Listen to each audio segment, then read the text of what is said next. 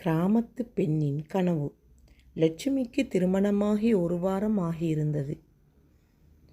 ஆனால் அவள் முகத்தில் கல்யாணமான பெண்ணுக்குரிய லட்சணம் தெரியவில்லை. எதையோ பறிகொடுத்தவளைப் போல் காணப்பட்டாள். ஆம், அவள் இழந்தது தன் எதிர்கால வாழ்க்கையை, தன் கனவை. அந்த சோகத்தை தாங்க முடியாமல் அவள் கட்டிலில் உள்ள தலையணையில் முகம் புதைத்து அழுது கொண்டிருந்தாள்.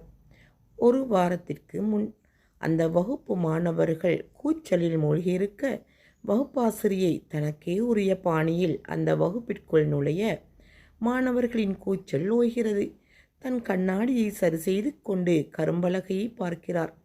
கொட்டை எழுத்தில் 10A என்று எழுதப்பட்டிருக்க, தன்னை அறிமுகம் செய்து கொண்ட ஆசிரியை ஒவ்வொரு மாணவரின் பெயரையும் அவர்களின் லட்சியத்தையும் அவர்களிடம் கேட்டு தெரிந்து கொள்கிறார். ஒரு சிலர் விவசாயம் செய்ய வேண்டுமென்றும், இன்னும் சிலர் பக்கத்திலுள்ள சர்க்கரை ஆலைக்கு வேலைக்கு செல்ல வேண்டுமென்றும் கூறினார்கள். பெரும்பாலான மாணவிகளுக்கு எதிர்காலம் என்பது உள்ளதே அன்று தான் தெரிந்து கொள்கிறார்கள். அவர்களின் ஏகோபித்த பதிலாக 10வது 12வது முடிந்தவுடன் கல்யாணம் செய்து கொண்டு கணவன் வீட்டுக்கு தொண்டு செய்வதே தங்களின் தலையாய கடமை என்று நினைத்திருந்தார்கள் போலும். அது அவர்களின் குற்றமல்ல, இந்த சமூகத்தில் பெண்களுக்குள்ள நிலைமை என்று ஆசிரியர் நினைத்து கொண்டார். வெகு சில மாணவிகள் சொந்த ஊரிலே உள்ள பள்ளிக்கூடத்திலேயே ஆசிரியையாக விரும்புவதாக கூறினார்கள். அந்த கூட்டத்தில் லட்சுமி மட்டும் நான் டாக்டராக விரும்புவதாக கூறினாள். இதை கேட்ட ஆசிரியைக்கு சற்று இன்ப அதிர்ச்சியாகத்தான் இருந்திருக்கும். அதை நிரூபிக்கும் பொருட்டு அவர் எதற்கு என்று அவர் லட்சுமியிடம் கேட்க, இந்த ஊரில் உள்ளவர்களுக்கு யாருக்காவது உடம்பு முடியாமல் போனால் ஆஸ்பத்திரிக்கு செல்வதற்கு இங்கிருந்து 25 கிலோமீட்டர் போக வேண்டும். அப்படி செல்வதற்குள்ளேயே சிலர் இறந்து விடுவதும் உண்டு. நான் டாக்டர் ஆனால் இந்த ஊரிலேயே ஒரு ஆஸ்பத்திரி கட்டி இங்குள்ள மக்களுக்கு இலவசமாக மருத்துவம் செய்வேன் என்று அவள் சொல்வதை கேட்டு அங்குள்ள மாணவர்கள் கைத்தட்டலில் அவளை நனைக்க தன் கனவு நிறைவேறிவிட்டதைப் போல் அவள் உணர்கிறாள். அன்று மாலை பள்ளிக்கூடம் முடிந்தது. தன் தோழிகளோடு அரட்டை அடித்து கொண்டே வீட்டுக்கு செல்லும் வழியில் 22 வயதிருக்கும் ஒரு இளைஞன் கையில் பூவோடு வந்து லட்சுமியிடம், என் பெயர் அர்ஜுன். என்னை உனக்கு தெரியாது, ஆனால் உன்னை எனக்கு தெரியும். நான் உன்னை காதலிக்கிறேன் என்று சொல்லி அந்த ரோஜா பூவை அவளிடம் நீட்ட, லட்சுமி அதிர்ச்சி கலந்த முகத்தோடு, ஏய் பேசாம போயிடு, என் ஊரில் இருக்கிறவங்க யாராவது பார்த்தா பெரிய பிரச்சனையாயிடும் என்று சொல்லி சுற்றுமுற்றும் பார்க்கிறாள்.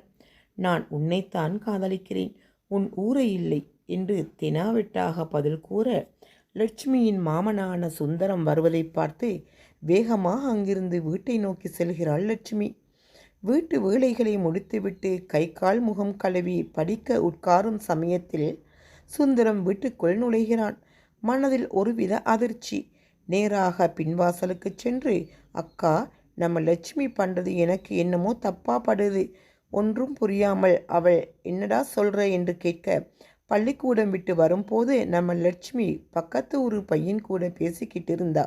என்னை பார்த்ததும் வேகமாக வீட்டுக்கு வந்துட்டா என்று அவள் கூறி முடிப்பதற்குள் அவள் அக்கா லட்சுமியிடம் வந்து, மாமா சொல்கிறது உண்மையா லட்சுமி? இல்லைம்மா, அவன் யாருன்னு எனக்கு தெரியாது. அவன்தான் வந்து என்னை லவ் பண்ணுறதாக சொன்னான். உடனே சுந்தரம், அப்போ அவன் யாருன்னு எனக்கு தெரியாது? தெரியாது மாமா, பவ்யமான குரலில் லட்சுமி. அப்போ எதுக்கு என்னை பார்த்ததும் வீட்டுக்கு வேகமாக ஓடின? மீண்டும் சுந்தரம். தேவையில்லாமல் பிரச்சனை ஆயிடும்னு பயந்து தான் வேகமாக வீட்டுக்கு வந்தேன். அக்கா, இவ எதையோ மறைக்க நினைக்கிறா என்றான் சுந்தரம். லட்சுமியின் அம்மா, ஐயோ, குடும்ப மானத்தையே கப்பல் ஏத்திட்டேடி. லட்சுமி, ஐயோ, நான் ஒன்றும் பண்ணலம்மா. உடனே சுந்தரம், நான் பார்த்ததனால சரி, வேறு யாராவது பார்த்திருந்தா என்ன ஆயிருக்கும்? அக்கா, இது சரிப்பட்டு வராதே, உடனே கல்யாணம் பண்ணி வச்சிட வேண்டியது தான். லட்சுமி, வேண்டாம்மா, நான் படிக்கணும்மா, எனக்கு டாக்டர் ஆகணும். அடி கழுத, நீ படித்து பட்டம் வாங்கினதெல்லாம் போதும். டேய், நீ மாப்பிள்ளைய பாருடா என்று அவள் தாய் சொல்ல, பக்கத்தூரில் பனியன் கம்பெனியில் வேலை செய்கிற ஒரு பையன் இருக்கிறான். ஒரே பையன்தான், கை நிறைய சம்பளம். அவனை பேசி முடிச்சிடவா? உடனே அவங்கள பார்த்து பேசு என்று அவள் தாய் சொல்ல, லட்சுமி ஐயோ இப்போ கல்யாணம் வேண்டாம்மா, நாம் படிக்கணும்மா என்று அவள் கதற, அதோடு ஃப்ளாஷ்பேக் முடிகிறது. தன் தாலி கயிற்றை அவள் பார்க்கிறாள். அது அவளுக்கு போட்ட விலங்காகவே அவள் கண்ணில் தெரிய, ஆண்கள் எல்லோரும் அவளுக்கு யமன்களாக மாறிவிட்டதைப் போல் உணர்ந்தே பிளேடை எடுத்து தன் நாடியில் அறுத்து தன் உயிரை மாய்த்து கொள்கிறாள். தன் கணவன் இந்த நிலையில் பார்த்து அவளை ஆஸ்பத்திரிக்கு கொண்டு சென்றாலும் நான் பிழைக்க மாட்டேன் என்ற நம்பிக்கை அவளிடம் இருந்தது. ஏனென்றால் பக்கத்தில் தான் ஆஸ்பத்திரி இல்லையே.